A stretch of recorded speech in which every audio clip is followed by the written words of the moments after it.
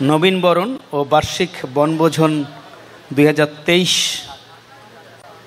এর এ পর্যায়ে আলোচনা পর্বে অনুষ্ঠানের সভাপতি মোহাম্মদ আদম শফিউল্লাহ, সেই সাথে মঞ্চে উপবিষ্ট আছেন আজকের এই অনুষ্ঠানের প্রধান অলংকার, প্রধান আকর্ষণ, প্রধান অতিথি জনাব রাকিবুজ্জামান আহমেদ, সাংগঠনিক সম্পাদক,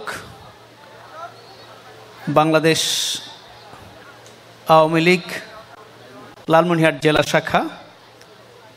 এছাড়া বিশেষ অতিথি হিসেবে উপস্থিত আছেন আমাদের মাঝে জনাব রেজাউল গনি রানা, সভাপতি ঢাকাস্থ লালমনিরহাট জেলা ছাত্র কল্যাণ পরিষদ ও প্রধান উপদেষ্টা।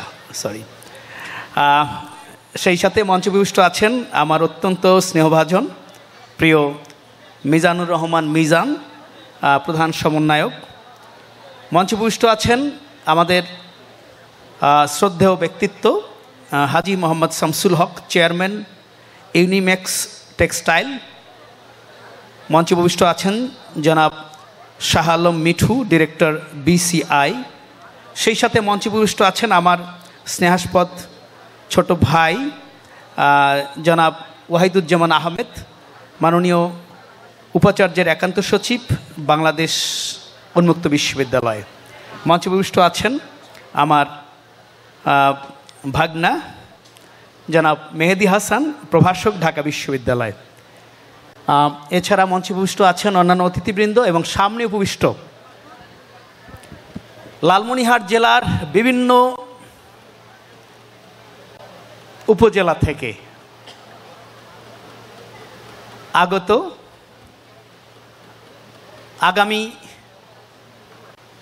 আগামী দিনের সম্ভাবনাময় আমার প্রিয় শিক্ষার্থী বন্ধুরা, আসসালামু আলাইকুম। কেমন আছি আমরা? একটু রেসপন্স করলে ভালো লাগে। কেমন আছে?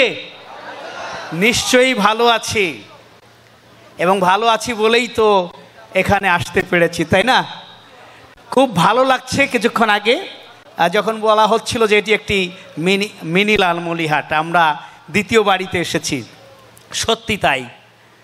আমি নিজেও অনেককে চিনছি না, অথচ যখন বলায় যে স্যার আমি সোনারহাটে বাড়ি, অথবা হাতীবান্ধায় বাড়ি, লালমনিরহাটে বাড়ি, খুব ভালো লাগে। আমি ছোট্ট একটা কাহিনী বলি। গিয়েছিলাম কানাডায় গিয়ে, এই অভিজ্ঞতা সবারই হবে বা কারো কারো হয়েছে, আমি বোঝাতে পারবো না। বিদেশে গিয়ে, কানাডায় গিয়ে কল্পনাই করতে পারেনি, হাঁটতে হাঁটতে গিয়ে হঠাৎ করে আমাকে টোকা মারল এবং পিছন থেকে জাস্ট একটু ধাক্কা। পিছনে ঘুরে দেখি একজন, আমি কিন্তু চিনি না। সে বলছে যে স্যার আপনার বাড়ি লালমনিরহাট না? মানে বাংলায় বলছে এবং আপনার বাড়ি লালমনিরহাট না। কি যে ভালো লাগে সেই মুহূর্তে, আমি ঠিক বোঝাতে পারবো না।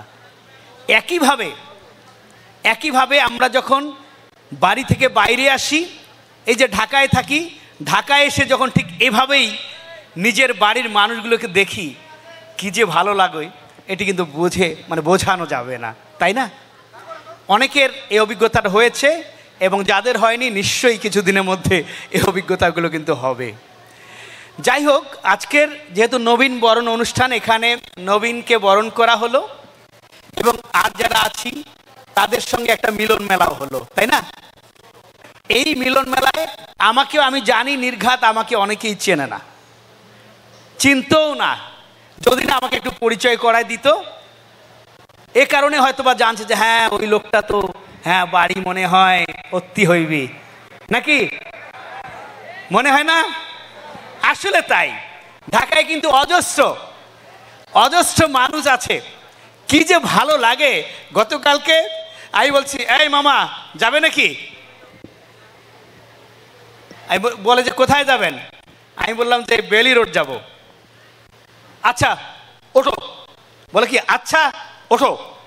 তখনই আমার মাথায় ধরলো, এটা তো মনে হয় আমি সঙ্গে সঙ্গে বলছি কোনটে বাড়ি। সত্যি মানে কি যে ভালো লাগে যখন অটো বলছে, তখনই তার স্বরের মধ্যে আমি বুঝতে পারছি যে সে আমাদের এলাকারই। এবং অবশ্যই তার রিকশায় আসলাম, রিকশায় এসে খুব ভালো লাগলো, একটা হ্যান্ডশেকও করলাম আর তাকেও খুশি করলাম, আর মন ভরে তাকে কিন্তু দেখলাম। আমাদের ভালো লাগার জায়গা কিন্তু এটাই। আমি এখানে যেহেতু নবীন বরণ অনুষ্ঠান, সম্ভাবনাময় সবাই এখানে, কিন্তু এখানে সামনে চেয়ারে যারা বসে আছে আমি তাদের উদ্দেশ্যে বলছি, আমরা শুধু লালমনিরহাট না, তোমাদের বাবা মা না, আমরা ঠিক তোমাদের এলাকারই একজন মানুষ হিসেবে শুধু স্বপ্ন দেখি কি, সেটি হলো যে তোমরা ঢাকায় গেছো, ঢাকায় পড়াশোনা করছো, নিজেকে প্রতিষ্ঠিত করছো, তাই না? কিছুক্ষণ আগে বলা হলো যে আমাদের বাবা অনেক টাকা পয়সা খরচ করে আমাদেরকে পাঠিয়েছে, আমরা ঠিক মতন পড়াশোনা করে যেন বাবা মার মুখ উজ্জ্বল করতে পারি। আমি বলবো বাবা মা নয়, তুমি শুধু তোমার কাজটি করো, তাতে তোমার বাবা মা উজ্জ্বল তো হবেনই, পাশাপাশি আমরাও কিন্তু উজ্জ্বল হব। আমাদের কষ্ট হয়, খুব খারাপ লাগে, এখন পর্যন্ত আমরা অনবরত বিদেশের মুখোমুখি হয়ে আছি। আমরা এখন পর্যন্ত বিদেশি সফটওয়্যার ব্যবহার করছি, বিদেশি মেশিনারিজ ব্যবহার করছি, অথচ আমরা ইচ্ছে করলেই, এবং ওইসব কোম্পানিতে আবার আমরাই চাকরি করছি। হ্যাঁ ঠিক আছে, চাকরিও করতে হবে এবং আগাতে হবে, এবং যে ইঞ্জিনিয়ারিংগুলো আমরা শিখছি, এটা নিয়ে আমরা কি নিজে কোম্পানি দিতে পারি না? আমি চাইবো বন্ধুরা, অ্যাটেনশন প্লিজ, হ্যালো, আমি চাইবো আমাদের শিক্ষার্থীরা যেমন গুগলে চলে গেছে, নাসায় চলে গেছে, কিছুদিনের মধ্যেই যেন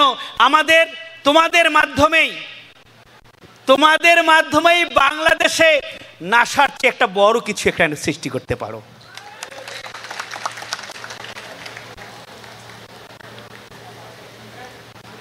তো আমাকে একটা স্লিপ ধরিয়ে দেওয়া হয়েছে, স্বাভাবিকভাবে সময়টা খুবই কম। এখন আমি আর কিছু বলতে চাই না, আমি শুধু তোমাদের মুখের দিকে চেয়ে আছি যে তোমরা সেরকম একটি পর্যায়ে নিয়ে আসো, আমাদেরকে সেরকম একটা কিছু উপহার দাও, আমরা যেন বলতে পারি এই উপহারটা কে দিয়েছে। সেটি হলো ওই যে বলছিলাম শুরুতেই, লালমনিরহাট, সেটি যেন সবশেষে দাঁড়ায় যে লালমনিরহাট থেকে এটি সৃষ্টি হয়েছে।